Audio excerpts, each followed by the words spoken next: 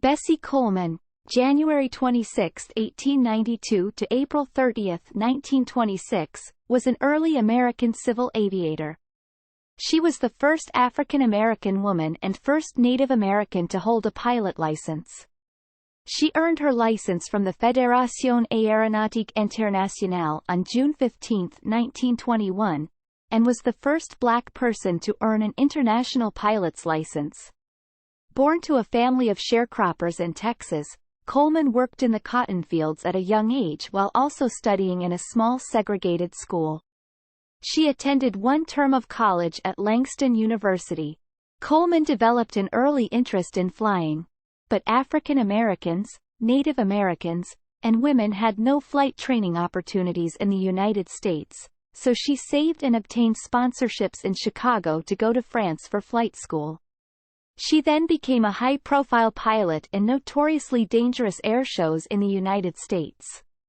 She was popularly known as Queen Bess and Brave Bessie, and hoped to start a school for African American flyers. Coleman died in a plane crash in 1926. Her pioneering role was an inspiration to early pilots and to the African American and Native American communities. Elizabeth, or Bessie, Coleman was born on January 26, 1892, in Atlanta, Texas, the 10th of 13 children of George Coleman, an African American who had Cherokee grandparents, and Susan Coleman, who was African American. 9 of the children survived childhood, which was typical for the time. When Coleman was 2 years old, her family moved to Waxahachie, Texas, where they lived as sharecroppers. Coleman began attending school in Waxahachie at the age of 6. She walked 4 miles each day to her segregated, one-room school, where she loved to read and established herself as an outstanding math student. She completed her elementary education in that school.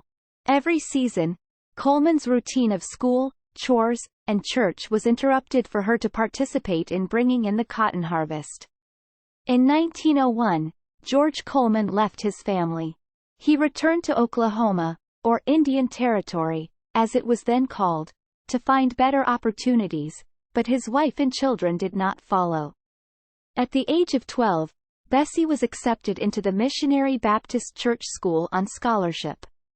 When she turned 18, she took her savings and enrolled in the Oklahoma Colored Agricultural and Normal University in Langston, Oklahoma, now called Langston University. She completed one term before her money ran out and she returned home. In 1915, at the age of 23, Coleman moved to Chicago, Illinois, where she lived with her brothers. In Chicago, she worked as a manicurist at the White Sox barber shop, where she heard stories of flying during wartime from pilots returning home from World War I. She took a second job as a restaurant manager of a chili parlor to save money in hopes of becoming a pilot herself. American flight schools of the time admitted neither women nor black people, so Robert S. Abbott, founder and publisher of the Chicago Defender newspaper, encouraged her to study abroad. Abbott publicized Coleman's quest in his newspaper and she received financial sponsorship from banker Jesse Binga and the Defender.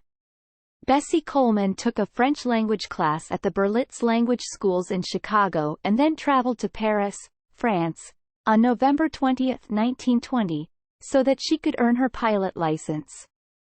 She learned to fly in a Newport 564 biplane with a steering system that consisted of a vertical stick the thickness of a baseball bat in front of the pilot and a rudder bar under the pilot's feet.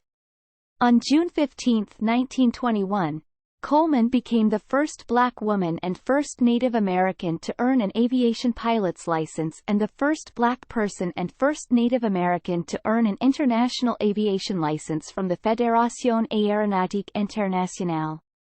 Determined to polish her skills, Coleman spent the next 2 months taking lessons from a French ace pilot near Paris and, in September 1921, she sailed for America. She became a media sensation when she returned to the United States.